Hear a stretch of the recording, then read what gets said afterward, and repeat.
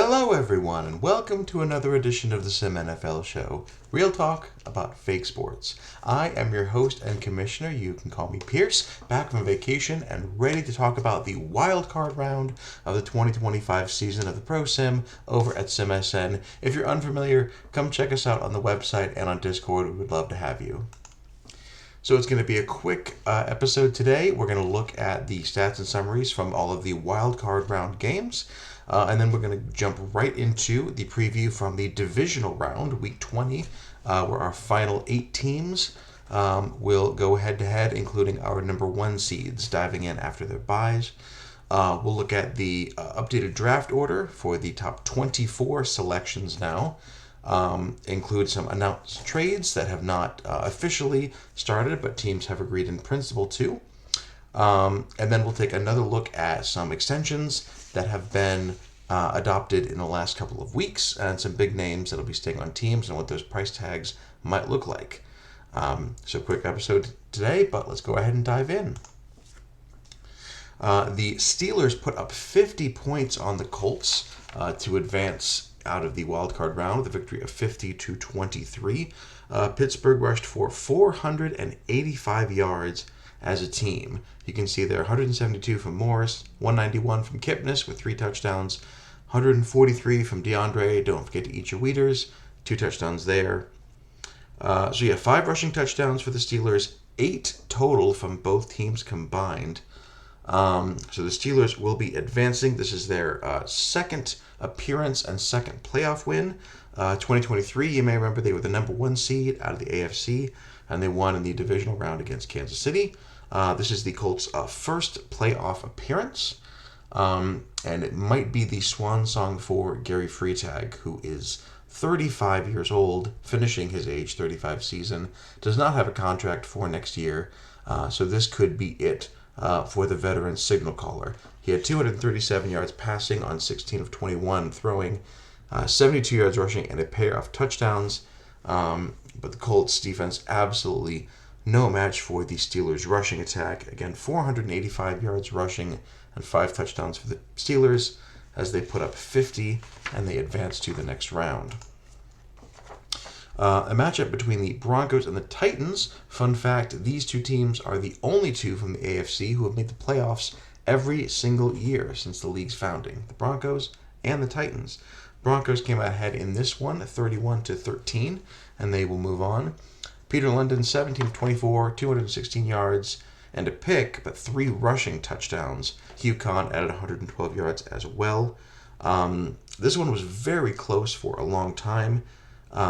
Tennessee scored to make it 14-13 late in the third quarter, missed the extra point, but then Denver rallied to score a touchdown to extend their lead, and they would, in fact, score the final 17 points of the game in about the final 17 minutes, just over a quarter, to pull away and advance in this one.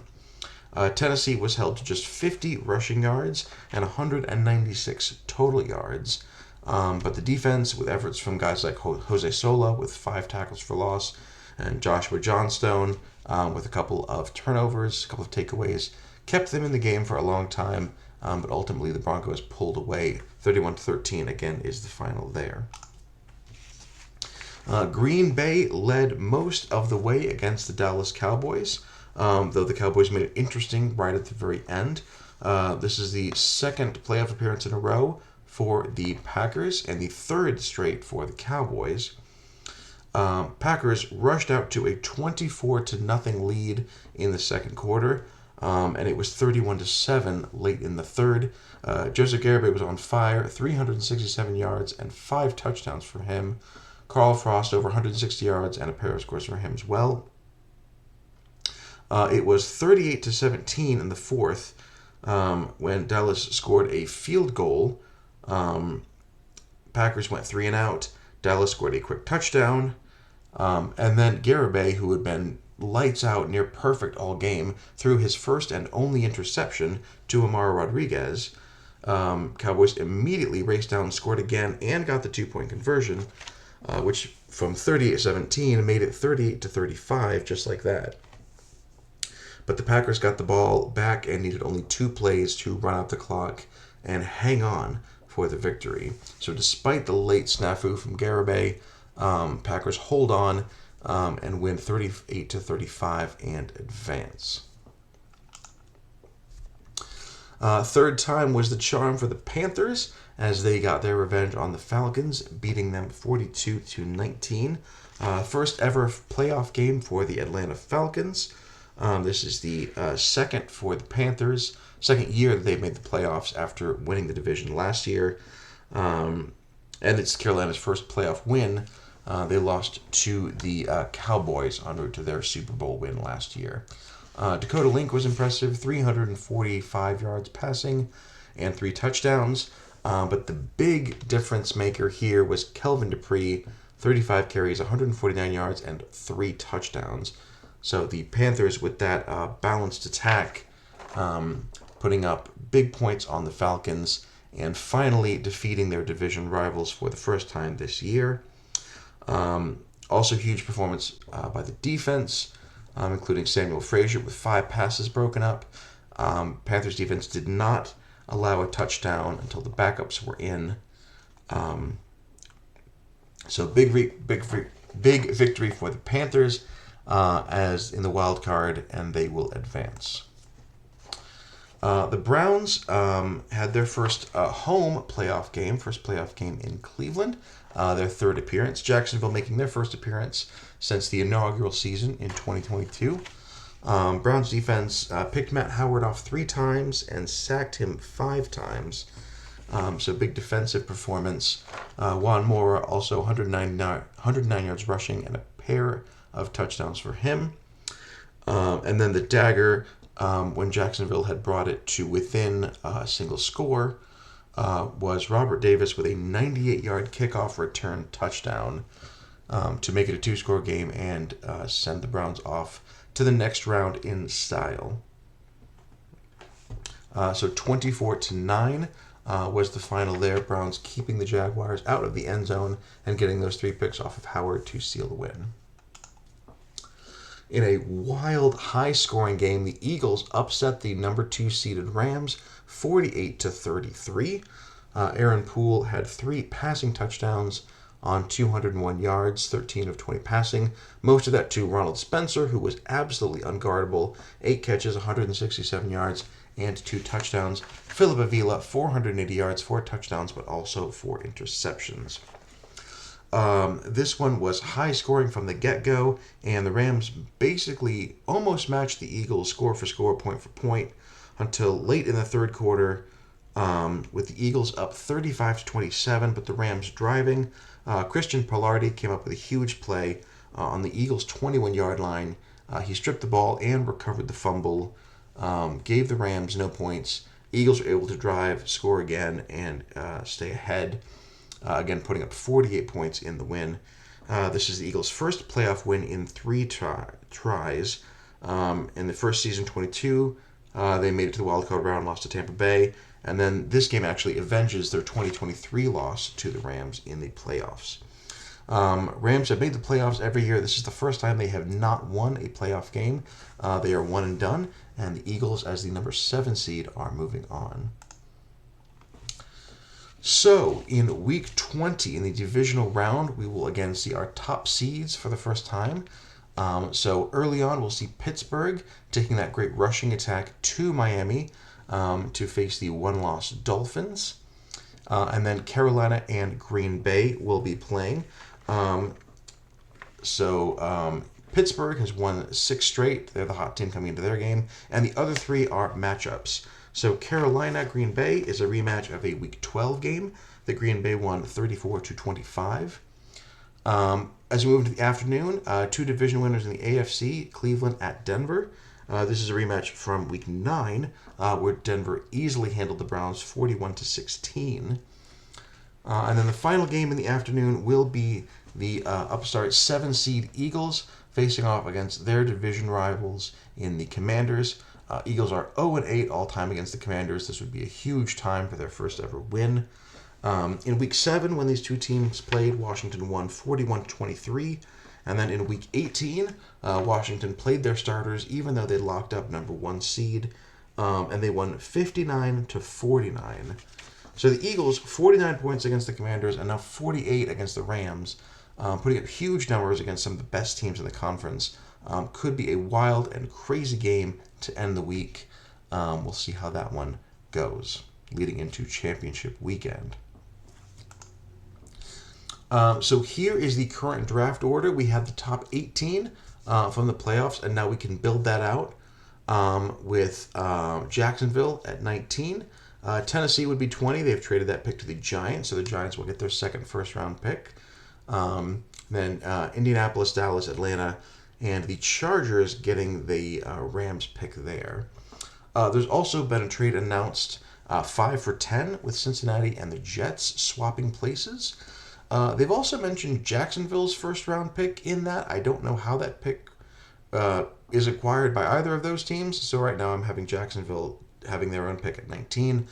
If that changes, obviously I will update it. And of course, all of this will be in flux when the offseason starts and trades are allowed again. Expect significant movement here. But for now, this is where we end things with San Francisco in control of that number 1 pick. Detroit at number 2 via the Saints, Minnesota, and the Giants rounding out the top 5. And of course, 25 through 32 will be our final 8 playoff teams, decided in the order of their playoff exit. So, in the last couple of weeks, we've seen some big offers extended and some big ones accepted. Jumping down a bit on this list, the big one to note here is Chargers quarterback Miguel Aguilera, the 29-year-old, signing a major deal to stick around with the Chargers at a value of 42. I'll have to see the exact numbers on that, but I imagine that puts him, probably in the top 5 or 6 of paid quarterbacks, even on a 5-year deal, especially when you look at the lower deals that guys like Hammonds signed a year ago, and then the extensions signed this year. So some pretty team-friendly deals being signed. I think Aguilera's dollars should be way, way up there, especially with a value of 42. Some big ones to note after a couple of rounds of negotiation. Amar Rodriguez signing with Dallas. Dallas keeping their premier corner around, one of the top players coming out of that initial 22 draft. Chicago tackle William Rule, also a young guy with A-plus potential sticking around for a big contract. Packers guard Robert Smith as well, 29-year-old, getting a contract valued around 23, which is not the craziest thing we've ever seen a guard get in the sim, but it's still definitely up there. Jesus Gonzalez, another big name for the Chargers. They had a long list of high-value veterans, and I know they moved some people around, traded some assets, wanted to get it to a place where a couple of their biggest names could be signed. And Gonzalez did sign a big deal, another 29-year-old with a big contract coming in. And then another 22 draft pick, Ramon Newton, originally drafted by the Dolphins and then traded to the Rams, re-signing with them on a long-term deal. Rams also re-signing strong safety Darrell Lee. They paid a first and a second-round pick for his rights, even though his contract was expiring, and they're giving him a big deal. The value was 38. Again, we'll see the exact numbers when they come out. But strong safeties in this league are stat machines, and they command huge salaries. So we'll have to see how high that puts Lee in the all-time echelon of strong safeties. And then New England Patriots cornerback Huey Ash, another young star, 29. He's getting a big deal to stick around with the Patriots through their rebuild as well. Plenty of weeks of negotiating still to go, so no surprise that there are some lowball offers still being worked through. Notably, Green Bay has dived into the pool, still working on some of their extensions for their 22 draft picks like Joe Perez and Junior Ogba. Expect those situations to develop in the coming weeks. And then one big news, one name who will be changing teams is Michael Dyson, who has indicated that he has ceased negotiations with the Cowboys. 25 was the max value of that deal. He has decided to walk and pursue free agency. He was I believe a second round pick in that initial draft. He's now a 73 overall at 25 years of age. We will see what he commands on the open market. A couple teams, including the division rival Eagles, have already indicated interest. So again, once the season starts, expect Dyson to be one of those highly prized free agents. But that is it for this week. We'll see you next week for another round of playoff recaps and more talks about extensions and the years to come. But for now, thank you all so much for stopping by. And as I say to all owners in all of our sims, good luck and have fun.